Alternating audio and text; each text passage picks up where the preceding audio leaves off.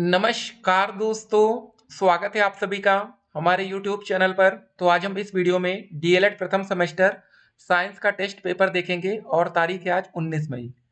देखिए दोस्तों, हर एक दिन की हम अपडेट आपके सामने इसलिए लाते रहते हैं ना, जो टेस्ट पेपर है दिन के हिसाब से, ताकि जब आप लोग एग्जाम में पहुंचे तो याद रहे यार कि 19 मई वाला क्वेश्चन आज फंस गया है। ठीक है, पहला क्वेश्चन देखिए जरा। निम्नलिखित में से कौन सा कथन सजीव वस्तुओं के श्वसन प्रक्रिया के बारे में सही नहीं है? याद रखिएगा यहाँ पर क्या बोला गया। ये जो नहीं वाला ऑप्शन आता ना यार, अच्छे अच्छे लोगों की मतलब ये हालत खराब करता है। ठीक है, बहुत से बच्चे इस नहीं को छोड़ के ऐसे पूछते हैं कि कौन सी मतलब प्रक्रिया इसके बारे में सही है। ठीक है, देखिए सभी सजीव वस्तुएं, पहला विकल्प, ऑक्सीजन ग्रहण करते हैं, ठीक है, कार्बन डाइऑक्साइड छोड़ते हैं। बताइए क्या ये सही होगा? दूसरा, कुछ सूक्ष्म जीव, ठीक है, अवायवीय श्वसन कर सकते हैं जिसमें ऑक्सीजन की आवश्यकता नहीं होती है। पौधे में श्वसन दिन और रात दोनों समय होता है। श्वसन एक अपचयी प्रक्रिया है जिसमें ऊर्जा मुक्त होती है। बताइए सही आंसर क्या होगा? बहुत ही अच्छा क्वेश्चन है। तो इसका सही आंसर दोस्तों होगा हमारा पहला विकल्प। ठीक है, देखिए दोस्तों, इसके आंसर को हम ऐसे समझेंगे, सभी सजीव वस्तुएं जैसे ऑक्सीजन ग्रहण करते हैं और कार्बन डाइऑक्साइड छोड़ते हैं, जबकि दोस्तों अधिकांश सजीव वस्तुएं जैसे मनुष्य और जानवर, ठीक है, वायवीय श्वसन करते हैं। ठीक है, वायु, ठीक है, वायवीय, जिसमें ऑक्सीजन की आवश्यकता होती है और कार्बन डाइऑक्साइड निकलती है। लेकिन कुछ सूक्ष्म जीव ऐसे होते हैं जो अवायवीय श्वसन करते हैं। इस प्रक्रिया में ऑक्सीजन की आवश्यकता नहीं होती है और यह कार्बन डाइऑक्साइड के अलावा अन्य पदार्थों का उत्पादन कर सकते हैं। ठीक है, एक नंबर का क्वेश्चन हो गया। दूसरा क्वेश्चन देखिए, निम्नलिखित में से कौन सा समूह सवनी पौधे का प्रतिनिधित्व करता है जिनमें बीज नहीं होता है? आपके सामने चार विकल्प है, बताइए सही आंसर क्या होगा? ठीक है, सोचिए जल्दी से।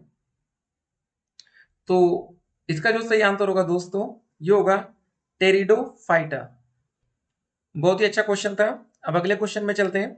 देखिए चैप्टर के हिसाब से हमने सारे क्वेश्चन सेट कर रखे हैं।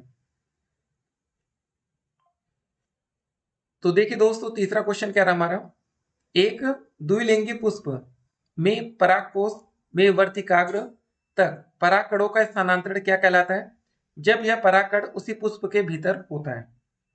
बताइए। इसको हम लोग दोस्तों बोलते हैं स्वपरागण उस समय। ठीक है, ख विकल्प यहाँ करेक्ट आंसर होगा। अगला क्वेश्चन, निम्नलिखित में से कौन सा कारक बीजों के प्रकीर्णन में महत्वपूर्ण भूमिका नहीं निभाता? याद रखिए, फिर नहीं वाली बात आ गई। तो सही आंसर होगा दोस्तों गुरुत्वाकर्षण। ठीक है, एक नंबर दीजिए। मापन से कैसा क्वेश्चन आएगा, एक अनियमित आकार की वस्तु का आयतन मापने के लिए निम्नलिखित में से किस विधि का उपयोग सबसे उपयुक्त होता है? बताइए।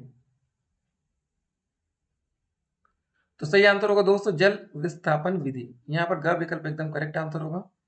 अगला क्वेश्चन देखिए, एक धात्विक तार का व्यास स्क्रू गेज से मापते समय मुख्य स्केल पाठ्यकांक 2 मिलीमीटर और ठीक है, वृत्तीय स्केल का 45वां भाग संदर्भ रेखा के साथ संरेखित होता है और स्क्रू गेज का अल्पतमांक लीस्ट काउंट 0.0 मिलीमीटर है, तो तार का व्यास कितना होगा? अब आपको ये दोस्तों बताना है। ठीक है, तो सही आंसर कैसे दोस्तों निकलेगा, देखिए पहले समझिए। जो यहाँ पर दिया गया दोस्तों, इसका मुख्य स्केल पाठ्यकांक 2 mm दिया गया। ठीक है, इसको रख लीजिए। प्लस में इसका 45वां भाग, ठीक है, प्लस में 45 करिए, 45 गुणे ये लिस्ट काउंट 0.01। ठीक है, इसको सॉल्व कर लीजिए। देखिए ऐसे करेंगे तभी तो इसका आंसर हम लोग निकाल पाएंगे ना। तो मल्टीप्लाई करने पर कितना आएगा, 10, ठीक है, 2 अंक बाद 10.45 हो जाएगा, इधर हो जाएगा 2 प्लस में इतना। तो सही आंसर बताइए कौन सा होगा? तो दोस्तों इस क्वेश्चन के लिए ये वाला फार्मूला याद रखिएगा, व्यास बराबर मुख्य स्केल का पाठ्यकांक प्लस वृत्तीय स्केल का पाठ्यकांक और मल्टीप्लाई में अल्पतमांक। ये फार्मूला याद रखिएगा और सही आंसर हो गया दोस्तों 2.45 मिलीमीटर। ठीक है, ये हो गया। अगला क्वेश्चन देखते हैं, एक वस्तु एक समान वेग से गति कर रही है, इस पर लगने वाला शुद्ध बल नेट फोर्स कितना होगा? तो इसका आंसर होगा दोस्तों 0 होगा। एक समान वेग का अर्थ है कि कोई त्वरण नहीं है, इसलिए कोई शुद्ध बल यहाँ पर नहीं होगा। अगला क्वेश्चन, न्यूटन के गति के तीसरे नियम के अनुसार प्रत्येक क्रिया की एक समान और विपरीत प्रतिक्रिया होती है। निम्नलिखित में से कौन सा उदाहरण इस नियम को सर्वोत्तम रूप से दर्शाता है? आपको ये बताना है। बहुत ही अच्छा क्वेश्चन है। पहला देखिए विकल्प क्या दिया गया है, एक चलती हुई बस का अचानक से रुकने पर यात्रियों का आगे की ओर झुकना, एक गेंद को दीवार पर मारने पर उसका वापस आना, एक भारी वस्तु को ढकेलने के लिए अधिक बल की आवश्यकता होना, एक स्थिर वस्तु पर लगने वाला गति। ठीक है, तो सही आंसर होगा दोस्तों, जब गेंद को दीवार पर मारते हैं तो वो वापस आती है। अगला देखिए पदार्थ की अवस्थाओं से कैसा क्वेश्चन बनेगा, निम्नलिखित में से कौन सा गुण ठोस पदार्थ में ही निश्चित रूप से पाया जाता ही है, आपको ये बताना है। तो दोस्तों देखिए उसमें निश्चित आकार होगा और निश्चित आयतन दोनों होगा। ठीक है, ये वाला एकदम सही आंसर है। अगला क्वेश्चन देखिए, निम्नलिखित में से कौन सा मिश्रण एक समांगी का उदाहरण है, बताइए।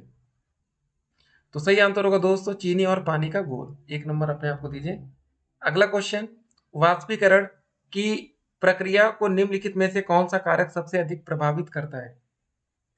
जब वाष्पीकरण की बात आएगी तो दोस्तों इसका सही आंसर होगा हमारा तापमान, एक नंबर देना। अगला क्वेश्चन देखिए, निम्नलिखित में से कौन सा भौतिक परिवर्तन फिजिकल चेंज का उदाहरण है। तो बहुत ही अच्छा क्वेश्चन है, बताइए जल्दी से। अब देखिए यहाँ पर पानी का बर्फ बनना, ठीक है, ये सही आंसर होगा। निम्नलिखित में से कौन सा तत्व एलिमेंट नहीं है, तो इसका आंसर हो जाएगा पीतल। यह एक मिश्र धातु होती है, तांबा और जस्ता का ही मिश्रण है। ठीक है, किसी विलयन या सॉल्यूशन की सांद्रता, ठीक है, को व्यक्त करने का सबसे सटीक तरीका क्या है यदि विलय की मात्रा बहुत ही कम हो। तो सही आंसर होगा दोस्तों पीपीएम, पार्ट्स पर मिलियन। अगला क्वेश्चन, निम्नलिखित में से कौन सा पृथक्करण तकनीकी, ठीक है, सेपरेशन टेक्निक दो घुलनशील द्रवों को उनके क्वथनांकों में बड़े अंतर के आधार पर अलग करने के लिए उपयोगी की जाती है, ये आपको बताना है। ठीक है, तो सही आंसर होगा दोस्त इसका आसवन, एक नंबर दीजिए। निम्नलिखित में से कौन सा कोलाइड का उदाहरण है, तो सही आंसर होगा हमारा दूध। किसी पदार्थ के घनत्व डेंसिटी को ज्ञात करने के लिए निम्नलिखित में से किन दो राशियों का ज्ञान आवश्यक होता है। तो सही आंसर होगा दोस्तों द्रव्यमान और आयतन। ठीक है, अगला क्वेश्चन देखते हैं, निम्नलिखित में से कौन सा कथन सत्य है। तो सही आंसर होगा सभी यौगिक तत्वों से बने होते हैं। तो आज हमने 18 क्वेश्चन इस वीडियो में देखा है। तो ऐसे ही 18 क्वेश्चन हम लोग रोज देखते रहेंगे, पढ़ते रहेंगे। यकीन मानिए जब पेपर आएगा ना, तो विज्ञान के पेपर में सबसे अच्छा स्कोर अगर कोई करेगा तो इस बार आप लोग करेंगे। फिर मिलते हैं, स्टे कनेक्टेड।